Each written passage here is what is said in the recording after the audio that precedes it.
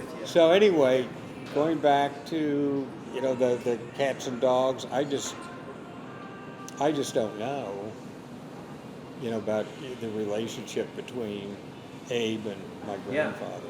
I just want trying to piece together stories and narratives of generations that I didn't even know.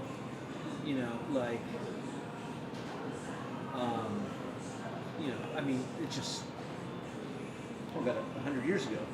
Yeah, so that I don't know. My father met my mother because during Passover, on a Seder. Where? My grandparents' house. My uncle and my Martin and my father were stationed in Harrington, Kansas. What year was War this? II. This is in the 1940s. World War II was going on.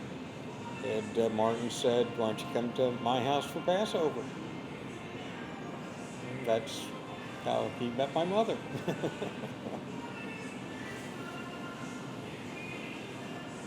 Huh. How about that? So that's how they met. No dating applications. Interesting. Wow. Yeah. That's great. All right, so let's jump into this. This is really an iconic chapter in our whole, in our family's history. Yeah. This year, I mean, really, I mean, people that literally, in this case, one of the few people in our family made the ultimate sacrifice for our freedom. What can you tell me about it? So anyway, here's the Purple Heart that Melvin got. Take this out, which is put it in front of the camera. See it? And with the back, it's got. I don't know if the camera will pick that up. Now, what's a military merit? And for people that don't know, what is the Purple Heart? You get, and this has Melvin Cohn's name engraved in it too. You get the Purple Heart. Either you get wounded in combat or you get killed. Qualifications are pretty simple. So he was 19, and you may remember the story. He was a radio operator, brilliant kid. He wanted to be a lawyer. I've got all sorts of writings that he did, that he sent home. He was killed on November 2nd. So he enlisted or he was drafted? I'm assuming, I don't know, but it was after high school. He graduated like number 5 in his class. I mean, where? What high school? Wyandotte, with hundreds and hundreds. I mean, the kid was brilliant, absolutely brilliant. Wanted to be a lawyer. His writings were phenomenal. I've got a bunch of them that I've read. And he was a radio operator, and as the story goes, there was a mission, 2 radio operators, and they flipped a coin to see which one would go. He lost, and the plane got hit. Half of the crew apparently parachuted into an American POW camp, and the other half, including Melvin, supposedly parachuted into German territory where they were killed. So, how do they know that? There were some of the articles I read. Apparently, there were people that reported this. Apparently, they even found the group of people that killed the crew, and they were killed themselves. They were civilians? Civilians, yeah. And what part of Germany was this? I don't remember. I've got it. Originally, he was reported as missing in action, and then my grandfather enlisted Rabbi Miller, anybody he could, to try to help identify what happened. And then once they discovered he was killed, eventually bringing the body back. Did they get the body? Yeah. So the body's in Sheffield? The body's in Sheffield, buried next to his first cousin, Melvin Brown. Oh, wow. Who was killed later in the war, believe it or not. So Melvin Brown Melvin Cohn and Melvin Brown were related through my grandmother. What is a radio operator? What does that mean? That's the guy who did the communications and I think some navigation as well. So what kind of communications were they doing? Who were they talking With to? other pilots, with the, whoever else they needed to talk to, whether some control towers, other pilots, determining where they were going to go. So he So was this in the was Air like a B. Force, or he was in the Well, Army? they didn't have an Air Force at the time, so this would have been a B-29. Uh-huh. So it was the Army. They called it the Army Air Force because there was not a Air Force branch at the I time. didn't know that. Yeah. But he was in planes. He was in a plane. The plane got hit. How many people were in the plane? I don't know. So, I mean, there's My a pilot, guessing an 10, aviator. probably guessing 8, 9, 10. Because they had tail gunners, they had gunners in the front of the plane. These were big planes. These were the big bombers. And then there was a show on Apple TV not too long ago about these events. And if you passed 20 missions, you were doing really well. This pilot and his crew went down on mission number 20. That's all it was. I mean, they just kept shooting these kids down. The pilot's name was Newman. But yeah, if you survived 25, it was like a really big deal. But this was a significant mission. Yeah, they were bombing, as I understand it, oil reserves in Germany. And why was that so strategic? Why was that important? Well, without oil, you don't move your equipment. So you stop the tanks. Stop the tanks, stop the trucks, stop everything. So it's probably super heavily guarded. I would think so, yeah. I would think so. So yeah. Was he? Do you know if he shot down by a plane or ground to air? It was shot down by a plane, as I understand it. Another plane hit it, a fighter hit it, and then they had enough time for people to bail out. Just some got luckier than others. So was there anyone in the plane that survived? Yeah, the ones who landed in the American POW camp. Yeah. But it was a POW camp that was. It was run by the Germans, but a lot of them survived. It wasn't like Jews in camps. It was POW camps. Not that I think they were treated worse in Japan. Was he killed because he was an American, or did they know he was Jewish? I think that it's my understanding everybody who landed in German territory was killed. But he did have a dog tag with an H on it. Oh, really? For Hebrew. Why? It wasn't J for Jewish. It was Hebrew. But it was my understanding they all got killed. The crew that did land. But we don't know any specifics. Like he was lynched. No specifics at all. And it took a couple years, but they got the body back. A couple of years? Yeah, it took some time. Because, a lot of people are just buried over in Europe. So he was buried originally there. So he was already buried, he was exhumed and brought back. Yeah. How many siblings were there? So it was Melvin, Martin, and then my mother. Yeah. And my grandmother never really recovered. She never really did, and somehow my grandfather did. Yeah. He kept moving. Yeah.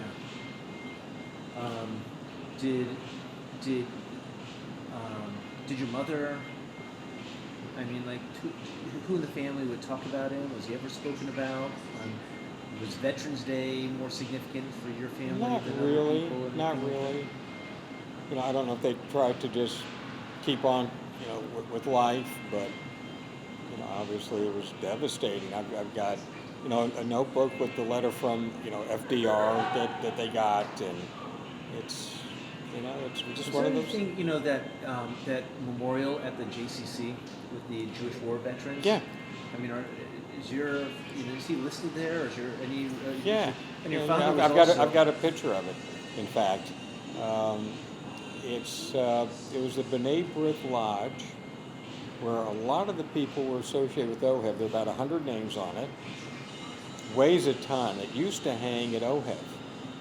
And then when we left the building, it was given to, that little plaque weighs about 250 pounds. And at the top of the plaque, there's 4 names, and Melvin is one of them. So. Who else served in the family? Oh, my father did. You know, he landed in Europe on VE Day, What's VE Day? Victory in Europe. Oh, VE Day. Okay. Yeah, In Europe. good timing. Martin served. Any stories from them? Oh yeah, my father. What really helped him? He was a sergeant. Originally, he was doing administrative stuff, like office work. But apparently, they put him for a while in charge of denazification. Right. So any place they saw a Nazi flag, a Nazi memorial, it goes away. And and his ability to speak Yiddish helped him communicate. And he said the only time... Tell me about your father. Yeah, the only time he almost shot somebody, he came very close, and he pulled his pistol on a lady, because they were literally going house to house, and they went into some lady's apartment, had a big rug, and part of the rug was a big Nazi symbol. Now, my father decided, we're not going to take the rug. We're just going to cut a hole in it. And she started coming after him, and I guess she decided once a pistol was pointed at her, that probably wasn't a terribly good idea. It's so unique. Yeah. And so how long was he over there? You know, I don't... If he was only there, from VE. Yeah, I don't know. It was a period of months. It wasn't a real long time. So what was he doing before he got sent over? He was doing administrative stuff in the States. Where? He was doing it in Harrington, Kansas, primarily. Mm-hmm. It was where there was an Army Air Force base. Uh-huh. So he was doing that kind of work. He was promoted to the rank of sergeant. I'm trying to think who else. I imagine Louis was probably in. He was in the Navy. And, he didn't go overseas. Okay. He technically went overseas because he was in the Navy and he was serving on planes. He was a mechanic for planes. Okay. And when you worked on a plane, you had to fly in it the first. And so he'd go. Well, that's smart. So he technically went overseas because it was international water. So he got paid as going overseas, but he came back every day. The reason why he joined the Navy before being drafted was because he wanted to know where he wanted a bed he was going to sleep in every night. And he said he knew if he's in the Navy, if he's on a ship or a submarine or something like that, he was going to come back. But when you're on the field, you never know. I'm sure maybe Morris Tolchinsky was in. I mean, that whole age group. Yeah. Any other family stories that stick out that either older or? I think the funniest thing is my mother, because when Judy and Sherry were growing up, when we had grandkids, especially the girls, she was very protective of them.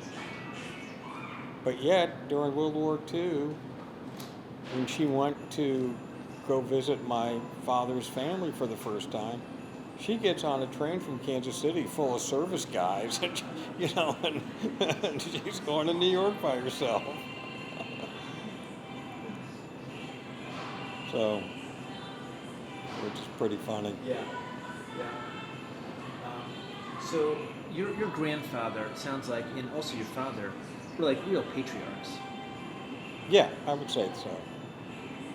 Would you say the same about their wives as being like matriarchs of the family? I mean, who are the people when you look at the family? Who are the people that stick out of your head as the patriarchs and matriarchs? Yeah, I mean, when I did a eulogy for my mother, I called her the GPS of the family. My grandmother, Rose, she really just never survived mentally Melvin's death, so that was hard on her. I think my mother and father made it, they kind of carved out their territories. Certainly my grandfather. David Gervitz, does that mean anything to you? Wasn't he from California? Yeah. cousin, one of the Ribicoffs. One of the things that he shared with me was that in Europe, Pete worked on did roofing. Yeah, I read that. So maybe it was one of your documents. I think it was one of your documents. I read that. So I maybe shared that with you. I told you what he ate for lunch. So I guess his mother would come and bring him lunch, and he'd send down a bucket, a pail. Oh yeah, you wrote that. Yeah. He'd eat lung sandwiches. Yes. I don't even know what that is. It sounds disgusting, but probably led to future heart problems. I'm guessing. So this is the other thing I wanted to ask you. A lot of our family came over to America formerly as butchers and involved in the cattle trade in Europe, in Russia. And they came here, and one of the reasons why they came to Kansas City was because this was the center of the cattle trade. Okay, it's not good. Can you share with me, who are the relatives that were involved in the I cattle have trade? no clue. Okay. No clue. Because I know as far as I know, my grandfather had no involvement. My father, Yeah. So I do not know. Something I'm trying to, that's something I'm very curious about, trying Yeah. to understand. It's like, I cleaned out my parents' house, and I find this album of pictures. Should have been nice knowing that album was there when they were alive to say, who's this, who's this, who's this? Is there anyone on the Levine side that is kind of the family historian on that side? I think my cousin Chuck has done a lot on that side. How old's Chuck? Chuck is probably 82 now, 81, 82. You need to put me in touch with him. Okay. Because I had scanned a bunch of your pictures that I have. Yeah, because I think you may have even talked to him one time. Yeah, I didn't pursue it, and I didn't get it done. And there's Okay. some beautiful pictures, and these pictures are super old. If Yeah. he knows who any of these pictures are. Yeah, Chuck's done a lot of work on genealogy. I would really love to go through with him. And He'd love to talk to you. Because I think, like I said, I thought you connected at one time. I'm sure. Yeah, I know. Yeah. I remember having the conversation about it. Yeah. But anyway, Joel, this has been amazing.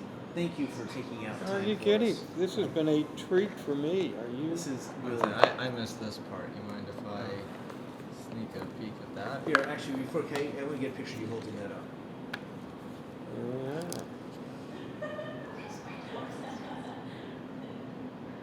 Yeah, that's great. And in the back of it, it's got, if it comes out, see if I could twist it. I'll hold it kind of like that. It's got his name on it. Oh, that's Yeah, here, let me get that too.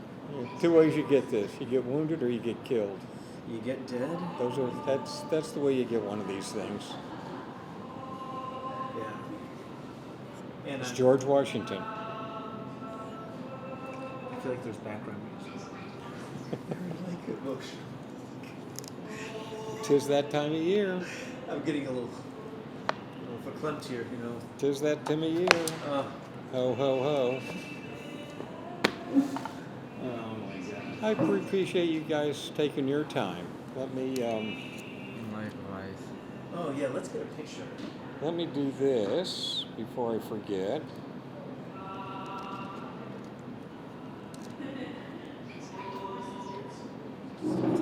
I could spell.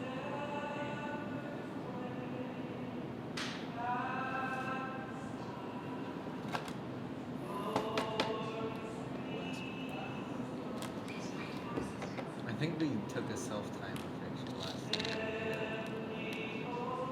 I remember taking